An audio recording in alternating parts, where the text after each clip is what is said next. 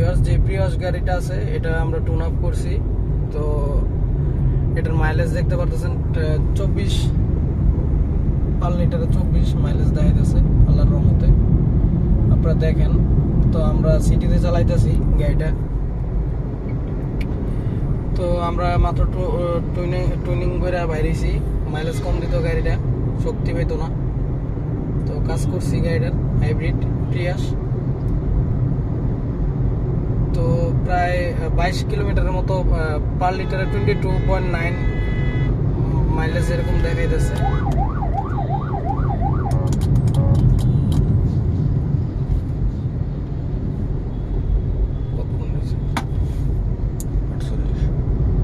তো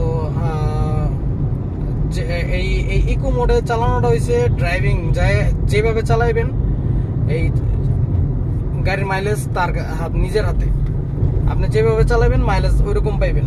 তো আপনি ইকো মোডে চালাইলে গাড়ি, এই যে দেখেন আমি কোনো সময় ব্রেক করা লাগতেছে, তো এটা আপনার ড্রাইভিং কন্ডিশনের উপর এই মাইলেজটা নির্ভর করে। তো মাঝে মধ্যে 22 এসে পড়তেছে, মাঝে মধ্যে 21 এসে পড়তেছে, আবার মাঝে মধ্যে 26-এও চলে যাইতেছে। তো এটা আপনার যেইভাবে চালাইবেন গাড়ি, একভাবে চালাইবেন হাইব্রিড ব্যাটারি ও ইঞ্জিনের সমন্বয়ে গাড়ি চালাইলে গাড়ি প্রপার মাইলেজ পাওয়া যায়।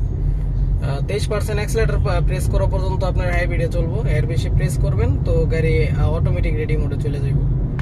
তো এখন 25.8 দেখাইতেছে পার লিটারে মাইলেজটা দেখা 25 কিলোমিটার মাইলেজ দেখাইতেছে পার লিটারে। তো 24.8। তো এটা ড্রাইভিং স্কিলের উপর। তো যারা হাইব্রিড গাড়ি চালান সবাই মাইলেজটার দিকে তাকায় হাইব্রিড ও ব্যাটারি ও ইঞ্জিনের সমন্বয়ে গাড়িটা চালাইবেন।